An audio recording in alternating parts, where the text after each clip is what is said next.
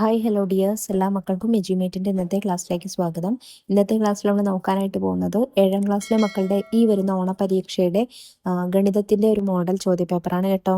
ക്ലാസ്സിലേക്ക് കടക്കുന്നതിന് മുന്നേയായി ചാനൽ ആദ്യമായി കാണുന്നവരാണെങ്കിൽ ഒന്ന് സബ്സ്ക്രൈബ് ചെയ്ത് സപ്പോർട്ട് ചെയ്യാൻ മറക്കരുത്.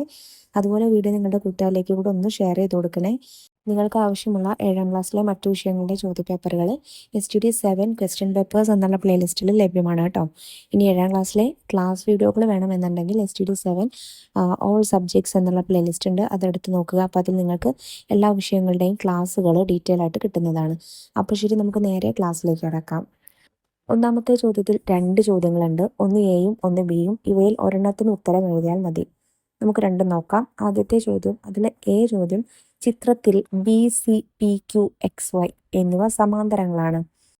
കണ്ടോ മക്കളെ, നമുക്ക് ഈ ചിത്രത്തിൽ ആദ്യം AR എന്ന് പറയുന്ന വരയും DR എന്ന് പറയുന്ന ഒരു വരയും ഉണ്ട്. ഈ രണ്ട് വരകളും നമ്മൾ എന്താണ് കൂട്ടിമുട്ടിയിട്ടുണ്ട്. എന്നിട്ട് ഈ വരകൾക്കിടയിലുള്ള 3 വരകളാണ് BCPQXY എന്ന് പറയുന്നത്. ഈ 3 വരകളും എന്താണ് സമാന്തരങ്ങളാണെന്ന് നമ്മളോട് പറഞ്ഞിട്ടുണ്ട്. ചോദ്യം എ, കോൺ BXYയുടെ അളവെന്ത്? കോൺ BXY എന്ന് പറയുമ്പോൾ ഏതാണ്?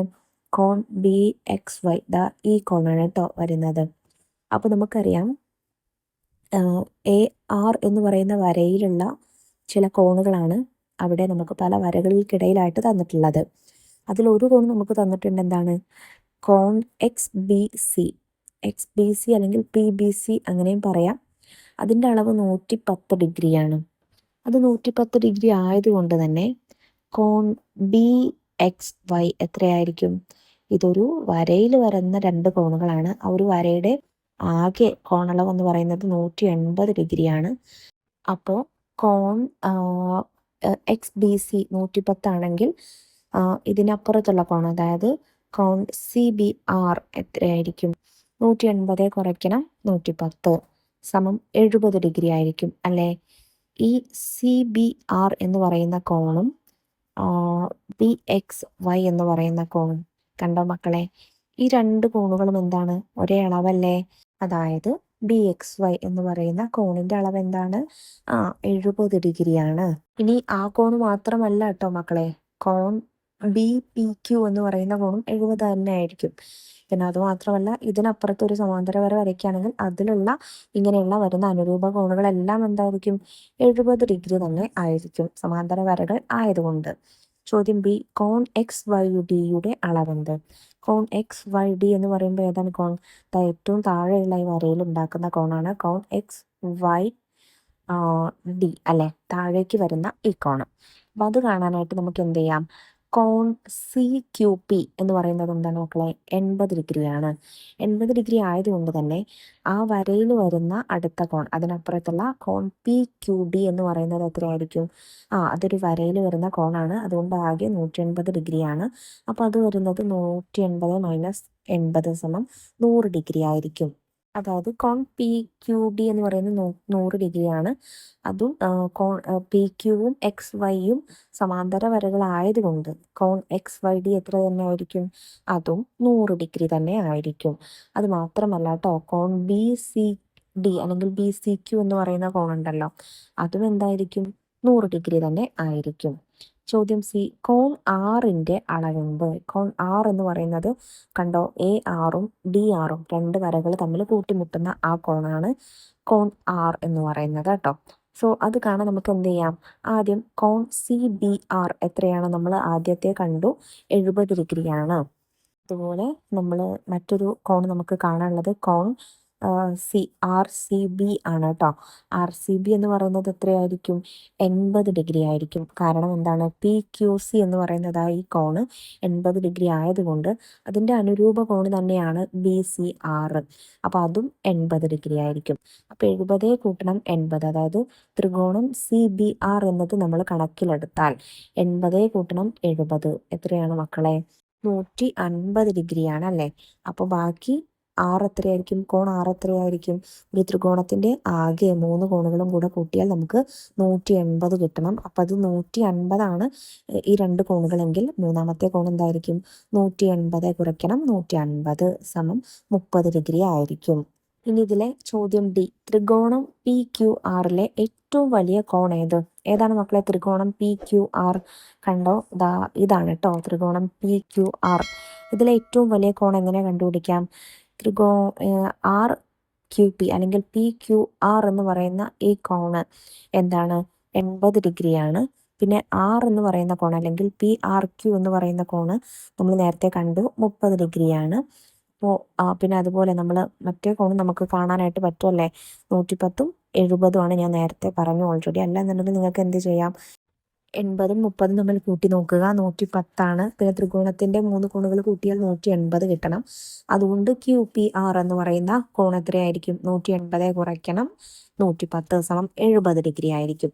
സോ അതിൽ ഏറ്റവും വലിയ കോൺ ഏതാണ്? കോൺ പി ക്യു ആർ അല്ലെങ്കിൽ കോൺ ആർ ക്യു പി അങ്ങനെയും പറയാം. ഇനി ഇതിലെ ചോദ്യം ഇ. താഴെ തന്നിരിക്കുന്നവയിൽ തുല്യമായ കോണളവുള്ള ജോഡി ഏത്? നമുക്കിത് ഓരോന്നും പറയുമ്പോൾ ആദ്യം നോക്കാം. ആദ്യം എ, കോൺ എക്സ് പി ക്യു. കണ്ടോ, കോൺ എക്സ് പി ക്യു. പിന്നെ അതുപോലെ കോൺ പി ക്യു വൈ. ഇതാണ് കോൺ പി ക്യു വൈ. അത് രണ്ടും എന്താണ് മക്കളെ? തുല്യമായ അളവുകളാണോ? അല്ല. കോൺ എക്സ് പി ക്യു എന്ന് പറയുന്നത് 110 ഡിഗ്രിയാണ്. കോൺ പി ക്യു വൈ എന്ന് പറയുന്നത് 100 ഡിഗ്രിയാണ്. അപ്പം അതല്ല. രണ്ടാമത്തേത് ബി, കോൺ പി ബി സി. കോൺ പി ബി സി 110 ഡിഗ്രിയാണ്. കോൺ എക്സ് പി ക്യു 110 ഡിഗ്രിയാണ്. അപ്പോൾ അത് ഒരേ തുല്യമായ അളവുകളുള്ള ജോഡിയാണ് കേട്ടോ. കോൺ സിയും ഡിയും വേണമെങ്കിൽ നമുക്ക് നോക്കാം. ഓപ്ഷൻ സി, കോൺ പി ക്യു സി. കോൺ പി ക്യു സി എന്ന് പറയുന്നത് 80 ഡിഗ്രിയാണ്.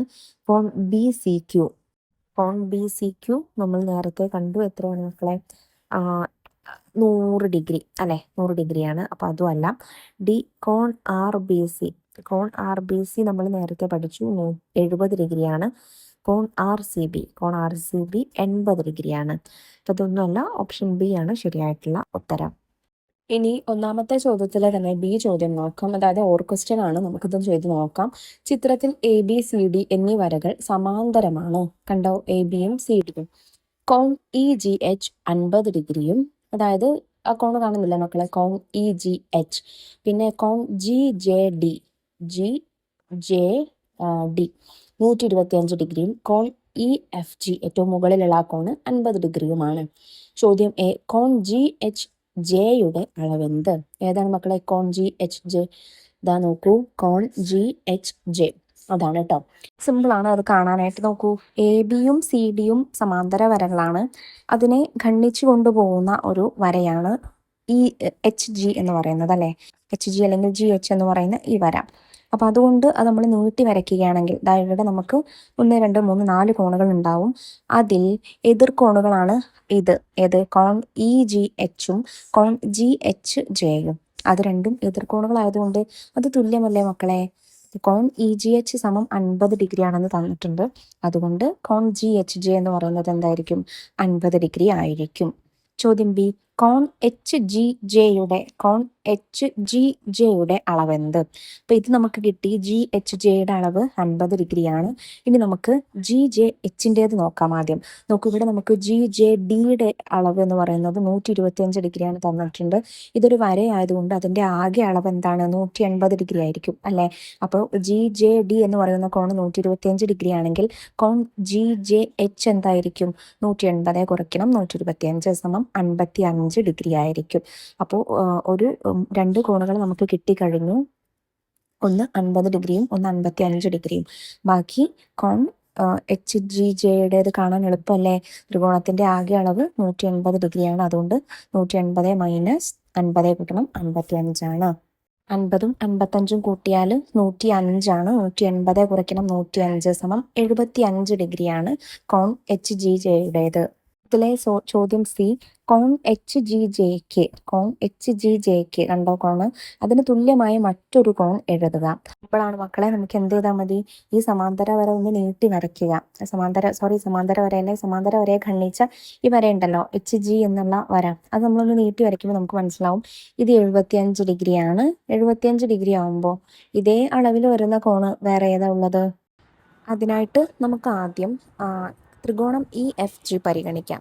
ത്രികോണം ഇ എഫ് ജിയിൽ നമുക്ക് ബാക്കി ഒരു കോണ് തന്നിട്ടുണ്ട്, ഇ എഫ് ജി, കോൺ ഇ എഫ് ജി തന്നിട്ടുണ്ട്. ബാക്കി രണ്ട് കോണുകൾ നമുക്ക് കണ്ടു നോക്കാം. രണ്ട് സമാന്തര വരകളെ ഖണ്ഡിച്ചു പോകുന്ന വരയാണ് എഫ് ജെ എന്നുള്ളത്. എ ബി സി ഡി എന്ന സമാന്തര വരകളെ ഖണ്ഡിച്ചു പോകുന്ന വരയാണ് എഫ് ജി എന്നുള്ളത്. അപ്പോൾ കോൺ ജി ജെ ഡി നമുക്ക് തന്നിട്ടുണ്ട്, 125 ഡിഗ്രിയാണ്. അതുകൊണ്ട് കോൺ എഫ് ജി ബി എന്ന് പറയുന്നത് എന്തായിരിക്കും? 125 ഡിഗ്രി തന്നെ ആയിരിക്കും. നോക്കൂ, ഒരേ വശത്ത് തന്നെ വരുന്ന കോണുകളാണ് അല്ലേ, മറുകോണുകളല്ല, അനുരൂപ കോണുകളാണ്.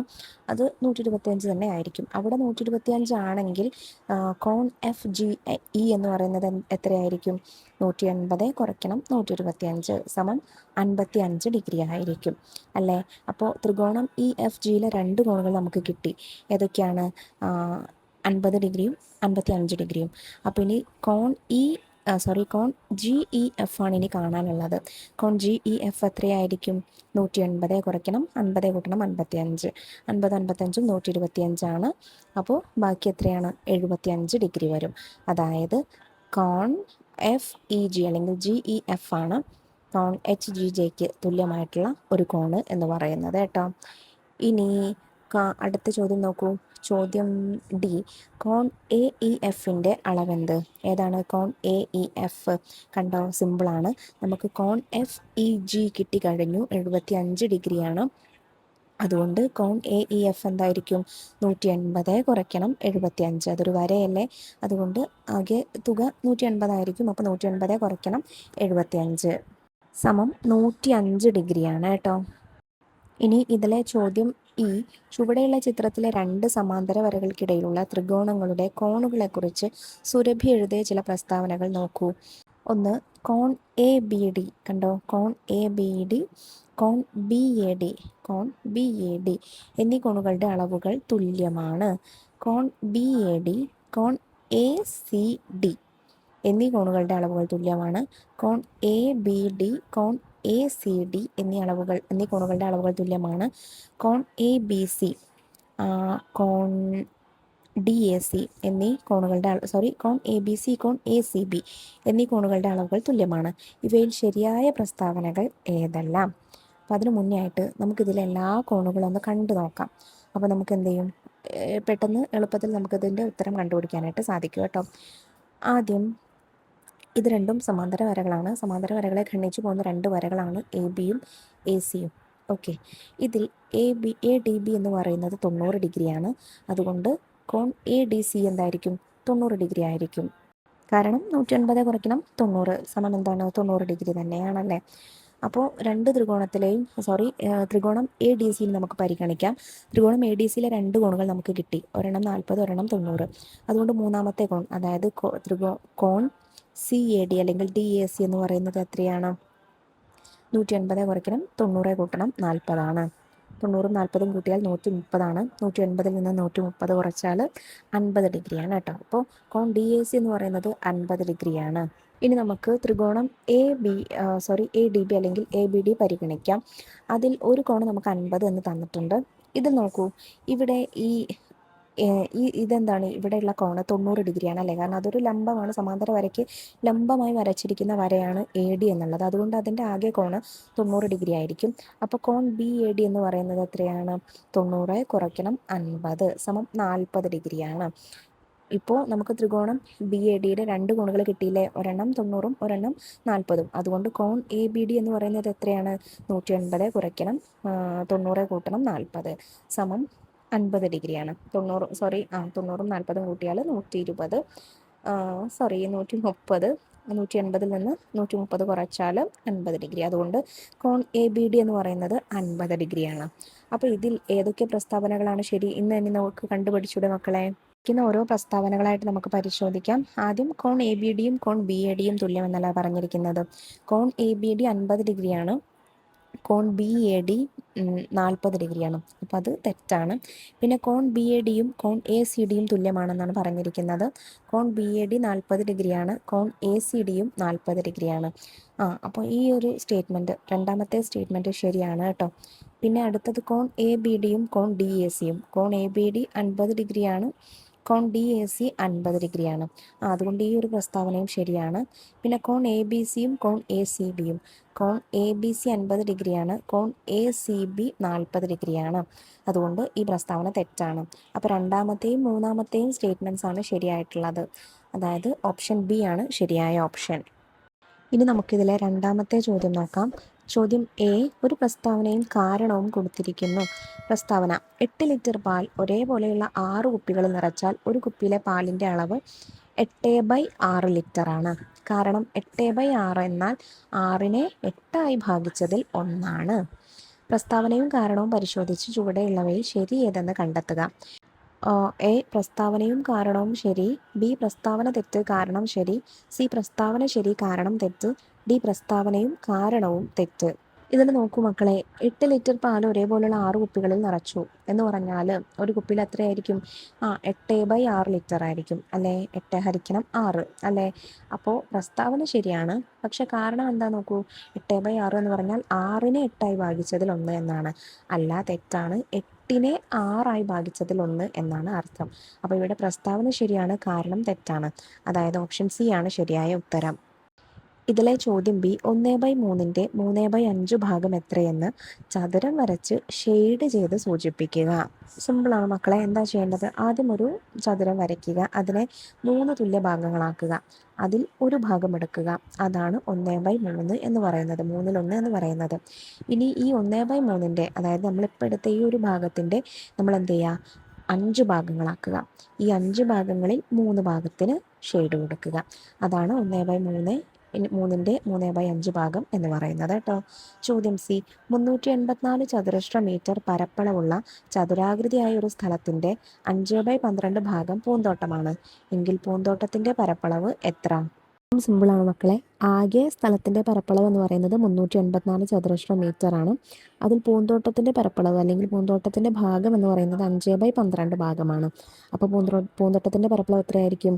384 ഗുണിക്കണം 5/12 അല്ലെങ്കിൽ 5/12 ഗുണിക്കണം 384. ടോട്ടൽ 384 ഉള്ളതിൽ 5/12 ഭാഗം എന്നാണ് പറഞ്ഞിരിക്കുന്നത്. എങ്ങനെ ചെയ്യാം? 384 ആദ്യം നമുക്ക് 12 വെച്ച് ഹരിക്കാം. അപ്പം 38ൽ 12 3 തവണ പോകും. 3 ഗുണിക്കണം 12 36ആണ്. ബാക്കി ശിഷ്ടം 2, 4 നമ്മൾ താഴേക്ക് ഇറക്കി എഴുതുന്നു. അപ്പോൾ 24. 24ൽ 12 2 തവണ പോകും. അപ്പോൾ ആകെ 32ആണ് കേട്ടോ. 32 ഗുണിക്കണം 5 എന്ന് വരും. 32 ഗുണിക്കണം 5 160ആണ്. അതായത് 160 ചതുരശ്ര മീറ്ററാണ് പൂന്തോട്ടത്തിൻ്റെ പരപ്പളവ്. ഇനി നമുക്ക് മൂന്നാമത്തെ ചോദ്യം നോക്കാം. അതിൽ എ, ഒ ഡി സമം 9 സെൻറ്റിമീറ്റർ, ഒ സി സമം 5 സെൻറ്റിമീറ്റർ, കോൺ ഡി സമം 30 സെൻറ്റിമീറ്റർ എന്നീ അളവുകളുള്ള ത്രികോണം ഒ ഡി സി വരയ്ക്കുക. വളരെ എളുപ്പമാണ്. ആദ്യം നിങ്ങൾ എന്ത് ചെയ്യുക? 9 സെൻറ്റിമീറ്ററിൽ ഒ ഡി എന്നുള്ളൊരു വര വരയ്ക്കുക. പിന്നെ ആ ഡിയിൽ നിന്ന് നിങ്ങൾ ആ പ്രൊട്രാക്ടർ ഡിയുടെ പോയിന്റിൽ വെച്ചിട്ട് അവിടെ നിന്ന് 30 ഡിഗ്രി എടുക്കുക. 30 ഡിഗ്രി മാർക്ക് ചെയ്തിട്ട് ആ വര നീട്ടി വരയ്ക്കുക. എന്നിട്ട് ഈ ഒയിൽ നിന്ന് സ്കെയിൽ ഉപയോഗിച്ച്, കോമ്പസ് ഉപയോഗിച്ച് നിങ്ങൾ ആദ്യം 5 സെൻറ്റിമീറ്റർ മാർക്ക് ചെയ്താലും മതി. അല്ലാന്നുണ്ടെങ്കിൽ ഈ കോൺ ഡിയുടെ വര ഉണ്ടല്ലോ നീട്ടി വരച്ച, അതിലേക്ക് 5 സെൻറ്റിമീറ്റർ എവിടെയാണോ സ്കെയിൽ 5 സെൻറ്റിമീറ്റർ ആവുന്നത് അപ്പോൾ അങ്ങനെ ഒരു വര വരച്ചു കൊടുക്കുക കേട്ടോ. ഇതിലെ ചോദ്യം ബി, ഒ ഡി, കോൺ ഡി എന്നിവയുടെ അളവുകൾ മാറ്റാതെ ത്രികോണം വരയ്ക്കാൻ കഴിയാത്തത് ഒ സിക്ക് ഏത് അളവാകുമ്പോഴാണ്? Option A 8 centimetre, option B 10 centimetre, option C 4 centimetre, option D 9 centimetre.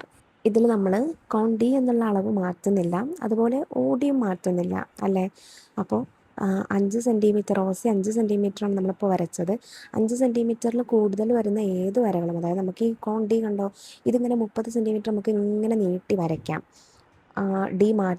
Cone D നമുക്ക് ഒ ഡി മാറ്റാതെ പിന്നെ നമുക്ക് ഈ വര ഒ സി എന്ന് പറയുന്ന വര ഒരുപാട് നമുക്കിങ്ങനെ നീട്ടി നീട്ടി വരയ്ക്കാം. പക്ഷെ അതിലേറെ ചെറുതാക്കി വരയ്ക്കാനായിട്ട് നമുക്ക് സാധിക്കില്ല. കാരണം അപ്പോൾ ആ വര ഈ കോൺ ഡിയുടെ വര ഉണ്ടല്ലോ, ആ വരയമ്മ തട്ടാതെ പോകും. അതുകൊണ്ട് 5 സെൻറ്റിമീറ്ററിൽ കൂടുതലുള്ള ഏത് അളവുകളും നമുക്ക് വരയ്ക്കാം. 5 സെൻറ്റിമീറ്ററിൽ കുറവ് വരുന്ന ഒരു അളവ് പോലും നമുക്ക് ത്രികോണം വരയ്ക്കാൻ പറ്റില്ല.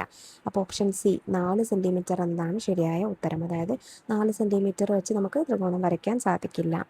ചോദ്യം 4 അതിലെ ചോദ്യം രണ്ട് ഭിന്നസംഖ്യകളുടെ ഗുണനഫലത്തെ സൂചിപ്പിക്കുന്നതാണ് ചിത്രത്തിൽ ഷെയ്ഡ് ചെയ്തിരിക്കുന്നത്. ഷെയ്ഡ് ചെയ്ത ഭാഗത്തെ സംബന്ധിച്ച് ബാബു എഴുതിയ പ്രസ്താവനകൾ നോക്കൂ. 2/3 2/5 ഭാഗമാണ്. 2/5 1/3 ഭാഗമാണ്. 2/3 4/5 ഭാഗമാണ്. വലിയ ചതുരത്തിൻ്റെ 4/15 ഭാഗമാണ്. മുകളിലുള്ള പ്രസ്താവനകളിൽ ശരിയായവ ഏതെല്ലാം? നമുക്കിതിവിടെ നോക്കൂ മക്കളെ, ഒരു ചതുരത്തെ തുല്യമായിട്ടുള്ള 3 ഭാഗങ്ങളാക്കിയിട്ടുണ്ട് ആദ്യം. അങ്ങനെ വിചാരിക്കുക. എന്നിട്ട് അതിൽ 2 ഭാഗം എടുത്തിട്ടുണ്ട്. അപ്പോൾ 2/3 കേട്ടോ, അതാണ് 3ൽ 2 ഭാഗം എന്ന് പറയുന്നത്. അതിൻ്റെ 1 2 3 4 2 ഭാഗം, അതിന് 5 ഭാഗമാക്കിയതിൽ 2 ഭാഗം ഷെയ്ഡ് ചെയ്തിട്ടുണ്ട്. അതായത് 2/3ൻ്റെ 2/5 ഭാഗം ഷെയ്ഡ് ചെയ്തിട്ടുണ്ട്. അതല്ലെങ്കിൽ എങ്ങനെയും പറയാം, ആകെ എത്ര ചെറിയ ചതുരങ്ങളുണ്ടോ മക്കളെ, 1 2 3 നമ്മൾ ഇവിടെ വരകൾ കൂട്ടി യോജിപ്പിക്കുമ്പോൾ നമുക്ക് കാണാം ആകെ 15 ചെറിയ ചതുരങ്ങളുണ്ട്. ഈ 15 ചെറിയ ചതുരങ്ങളിൽ 4 ഷെയ്ഡ് ചെയ്തിട്ടുണ്ട്. അതായത് 4/15 ഭാഗം ഷെയ്ഡ് ചെയ്തിട്ടുണ്ട്. വലിയ ചതുരത്തിൻ്റെ 4/15 ഭാഗമാണ് ഷെയ്ഡ് ചെയ്തത്. അപ്പോൾ 4ാമത്തെ ഓപ്ഷനും ശരിയാണ്. അതായത് 1ഉം 4ഉം ആണ് ശരിയായിട്ടുള്ള പ്രസ്താവനകൾ. അത് വരുന്ന ഓപ്ഷൻ ഏതാണ് മക്കളെ? അതാ ജി, 1ഉം 4ഉം. അതാണ് കേട്ടോ ശരിയായ ഉത്തരം. ഇതിലെ ബി ചോദ്യം, ഒരു യാത്രക്കാരൻ 1 മണിക്കൂർ കൊണ്ട് 2/1/4 2.25 കിലോമീറ്റർ സഞ്ചരിക്കുന്നു എങ്കിൽ 2/1/3 മണിക്കൂർ കൊണ്ട് സഞ്ചരിക്കുന്ന ദൂരം എത്ര? വളരെ എളുപ്പമാണ്. 1 മണിക്കൂർ കൊണ്ട് സഞ്ചരിക്കുന്ന ദൂരം സമം 2/1/4 കിലോമീറ്റർ ആണ്.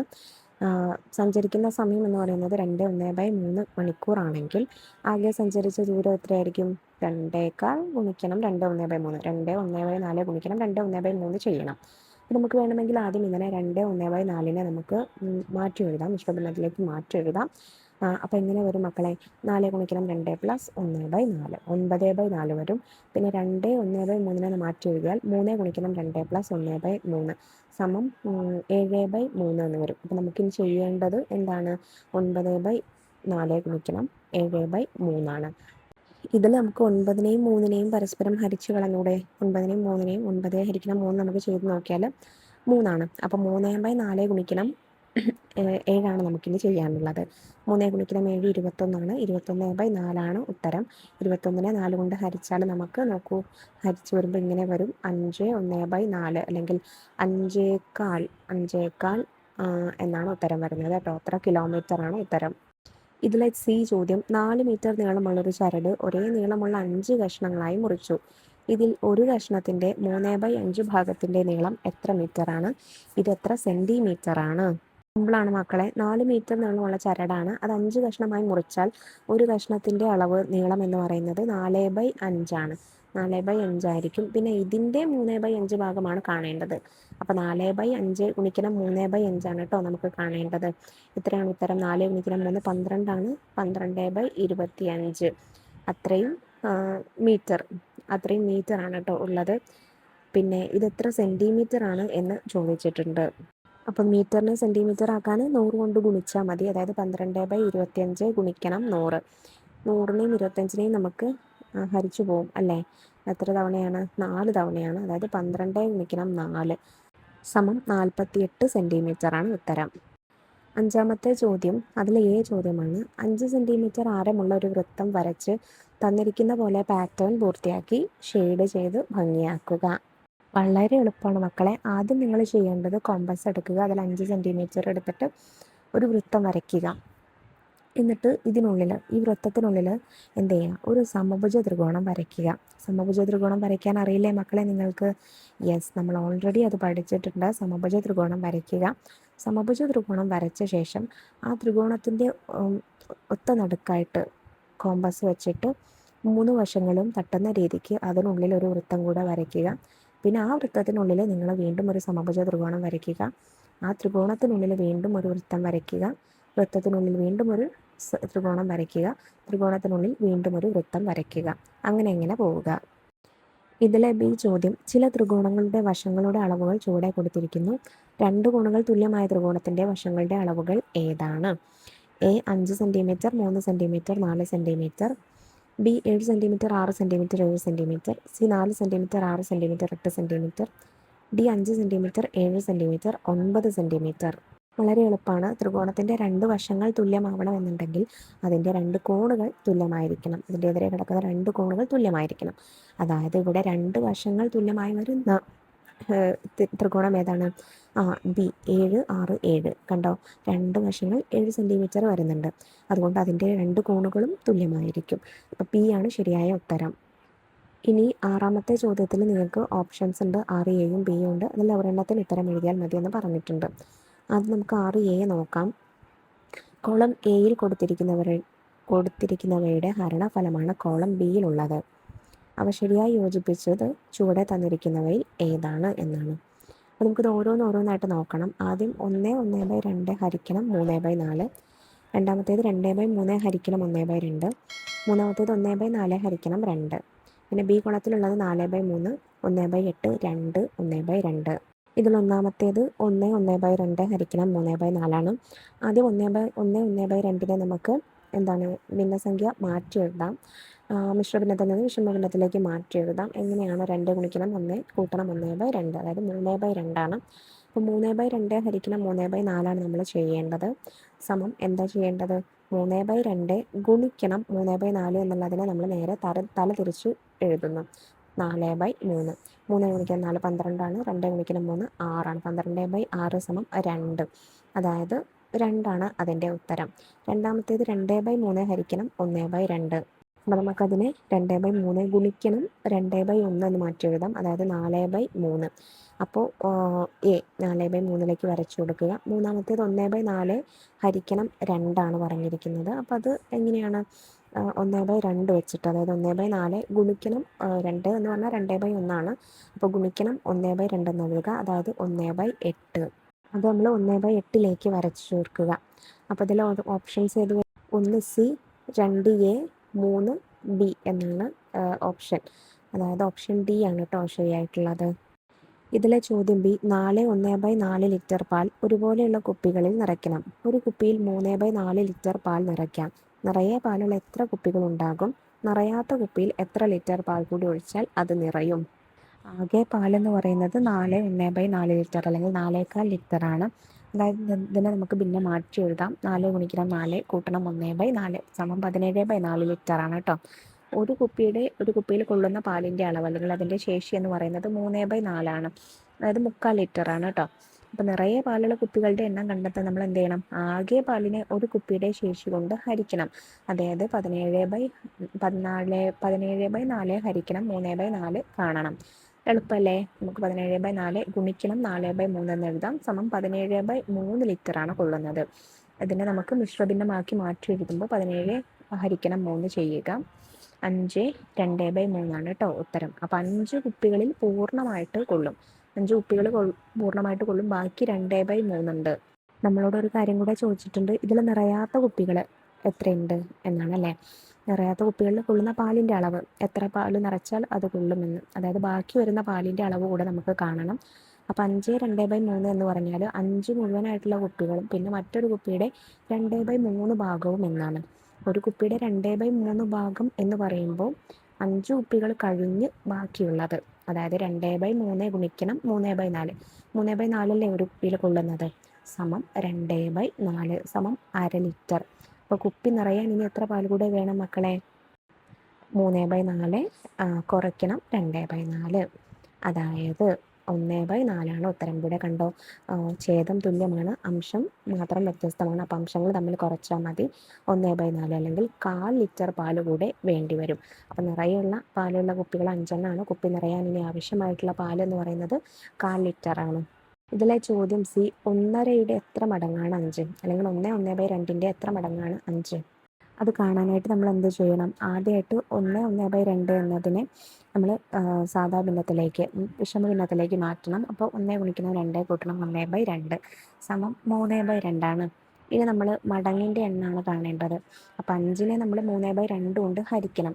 അതായത് 5 ഹരിക്കണം 3/2 ചെയ്യുക, അഥവാ 5 ഗുണിക്കണം 2/3 സമം 10/3. ഇനി വേണമെങ്കിൽ 10/3 മിശ്രഭിന്നമാക്കാം. 10/3 സമം 3 1/3 അല്ലെ. ഹരിച്ചു നോക്കുമ്പോൾ നമുക്ക് കാണും 3 1/3. അപ്പോൾ 1/2 3 1/3 മടങ്ങാണ് 5. ഇനി ആറാമത്തേതിലെ ബി ചോദ്യം. അതിലെ എ, ഒരു വലിയ പാത്രത്തിൽ 25 ലിറ്ററും ചെറിയ പാത്രത്തിൽ 15 ലിറ്ററും വെള്ളമുണ്ട്. വലിയ പാത്രത്തിലേതിൻ്റെ 3/5 ഭാഗമാണ് ചെറിയ പാത്രത്തിലേത്. രണ്ടാമത്തേത്, വലിയ പാത്രത്തിലേതിൻ്റെ 2/3 ഭാഗമാണ് ചെറിയ പാത്രത്തിലേത്. മൂന്നാമത്തേത്, ചെറിയ പാത്രത്തിലേതിൻ്റെ 5/3 മടങ്ങാണ് വലിയ പാത്രത്തിലേത്. മുകളിൽ നൽകിയിരിക്കുന്ന പ്രസ്താവനകളിൽ ശരിയായത് ഏതെല്ലാം? ഇതിൽ വലിയ പാത്രത്തിലേതിൻ്റെ 3/5 ഭാഗമാണ് ചെറിയ പാത്രത്തിലേതെന്ന് പറയാം, അല്ലെങ്കിൽ ചെറിയ പാത്രത്തിൻ്റെ 5/3 മടങ്ങാണ് വലിയ പാത്രത്തിലേതെന്ന് പറയാം. അപ്പോൾ ഓപ്ഷൻ എയും 1ഉം 3ഉം ശരിയാണ്. അതായത് ഓപ്ഷൻ സി ആണ് കേട്ടോ ശരിയായിട്ടുള്ളത്. ഇനി ഇതിലെ ബി ചോദ്യം. 8.5 മീറ്റർ നീളമുള്ള ഒരു കയറിൽ നിന്ന് 1.5 മീറ്റർ നീളമുള്ള എത്ര കഷ്ണങ്ങൾ മുറിച്ചെടുക്കാം? മിച്ചം എത്ര മീറ്റർ ഉണ്ടാകും? നീളം എന്ന് പറയുന്നത് 8.5 മീറ്ററാണ്. അതായത് 8 1/2. അതിന് നമുക്ക് സാധാരണ ഭിന്നത്തിലേക്ക് മാറ്റി എഴുതാം. 8 ഗുണിക്കണം 2 കൂട്ടണം 1/2 സമം 17/2 മീറ്റർ. ഇനി ഒരു കഷ്ണത്തിൻ്റെ നീളം എന്ന് പറയുന്നത് 1.5 മീറ്ററാണ്. അതായത് 1 ഗുണിക്കണം 2 കൂട്ടണം 1/2 സമം 3/2 മീറ്ററാണ്. അപ്പോൾ കഷ്ണങ്ങളുടെ എണ്ണം കണക്കാക്കാൻ നമുക്ക് എന്ത് ചെയ്യാം? ഈ 17/2 ഹരിക്കണം 3/2 ചെയ്യണം. അത്ര 8.5 എത്ര 1.5 മീറ്ററിൻ്റെ എത്ര കഷ്ണങ്ങളാക്കാം എന്നുള്ളതിന് 17/2 ഹരിക്കണം 3/2. 8.5 ഹരിക്കണം 1.5 ചെയ്യേണ്ടത്. അതിന് സാധാരണ ഭിന്നത്തിലേക്ക് നമുക്ക് ചെയ്ത് നോക്കാം. അപ്പോൾ 17/2 ഗുണിക്കണം 3/2 2/3 എന്ന് എഴുതാം. സമം 17/3 മീറ്റർ ആയിരിക്കും. അത്രയും കഷ്ണങ്ങളാണ് ആക്കാനായിട്ട് പറ്റുക. ഇനി 17/3 നമുക്ക് ഹരിച്ച് നോക്കാം. മിശ്രഭിന്നത്തിലേക്ക് മാറ്റാം. ഹരിക്കുമ്പോൾ നമുക്ക് 5 2/3 എന്ന് കിട്ടും കേട്ടോ. അതായത് പൂർണ്ണമായിട്ടും 5 കഷ്ണങ്ങൾ നമുക്ക് മുറിച്ചെടുക്കാം. ബാക്കി 2/3 ഭാഗം ഉണ്ടായിരിക്കും. അതിന് എത്രയുണ്ടെന്ന് നമുക്ക് കണക്കാക്കാം. 2/3 ഗുണിക്കണം 1.5 ചെയ്യുക. അപ്പോൾ 2/3 ഗുണിക്കണം 3/2 സമം 1 ഇതിലെ സി ചോദ്യം. 2 സംഖ്യകളിൽ ചെറിയ സംഖ്യയുടെ 1 2/3 മടങ്ങാണ് വലിയ സംഖ്യ. വലിയ സംഖ്യയുടെ എത്ര ഭാഗമാണ് ചെറിയ സംഖ്യ? വളരെ എളുപ്പമാണ്. ആദ്യം നമുക്ക് തന്നിരിക്കുന്ന മടങ്ങ് മിശ്രഭിന്നത്തിൽ നിന്ന് നമുക്ക് വിഷമഭിന്നത്തിലേക്ക് മാറ്റാം. അതായത് 1 2/3 നമുക്ക് 1 ഗുണിക്കണം 3 കൂട്ടണം 2/3 എന്ന് എഴുതാം. സമം 5/3 അതായത് എന്തിനാണോ നമ്മൾ ഗുണിക്കേണ്ടത് അത്രയും 5/3. നമ്മൾ 5/3 അങ്ങനെ തിരിച്ചു എഴുതുമ്പോൾ, അതായത് വലിയ സംഖ്യയുടെ എത്ര ഭാഗമാണ് ചെറിയ സംഖ്യ എന്നല്ലേ ചോദിച്ചിരിക്കുന്നത്. അപ്പോൾ നമുക്ക് ശരിക്കും കാണേണ്ടത് വലിയ സംഖ്യ ഹരിക്കണം 5/3. ഗുണനത്തിലേക്ക് വരുമ്പോൾ ഗുണിക്കണം 3/5. അതുകൊണ്ട് 3/5 ഭാഗമാണ്. ചോദ്യം ഡി. വിട്ടിട്ടുള്ള ഭാഗം പൂരിപ്പിക്കുക. 4 1/2 ഗുണിക്കണം 3 1/2 സമം 4 ഗുണിക്കണം 3 1/2 കൂട്ടണം ഡാഷ്. എങ്ങനെ കാണാം മക്കളെ? ആദ്യം നമുക്കിവിടെ വിതരണ നിയമം അല്ലെങ്കിൽ മിശ്രഭിന്നത്തെ നമുക്ക് 2 ഭാഗങ്ങളായിട്ട് പിരിച്ചെഴുതണം. അതായത് 4 1/2 അതിന് നമുക്ക് 4 കൂട്ടണം 1/2 എന്ന് എഴുതാം. 4 + 1/2 എന്ന് എഴുതാം. 3 1/2 എന്നതിന് നമുക്ക് 3 കൂട്ടണം 1/2 എന്ന് എഴുതാം. അപ്പോൾ 4 കൂട്ടണം 1/2 ഗുണിക്കണം 3 1/2. ഇതിന് നമുക്ക് 4 ഗുണിക്കണം 4 വെച്ച് 2 ബ്രാക്കറ്റിലുള്ള 2 സംഖ്യകളെയും പുറത്തുള്ള 3 1/2 വെച്ച് ഗുണിക്കുക. 4 ഗുണിക്കണം 3 1/2 കൂട്ടണം 1/2 ഗുണിക്കണം 3 1/2. ഇനി ബ്രാക്കറ്റിലുള്ള ഭാഗം നമുക്ക് കുറച്ചുകൂടി എളുപ്പമാക്കിയാൽ 4 ഗുണിക്കണം 3 1/2 എന്നുള്ളത് എന്ത് വരും? 1/2 ഗുണിക്കണം 7/2 എന്ന് വരും.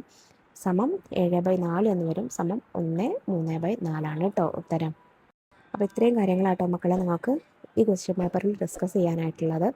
പറഞ്ഞ കാര്യങ്ങളൊക്കെ മക്കൾക്ക് എല്ലാവർക്കും മനസ്സിലായിട്ടുണ്ടെന്ന് വിശ്വസിക്കുന്നു. കുറച്ച് ബുദ്ധിമുട്ടാണ് അവസാനത്തിലേക്കൊക്കെ നമുക്ക് പാഠങ്ങൾ മനസ്സിലാക്കാനായിട്ട്.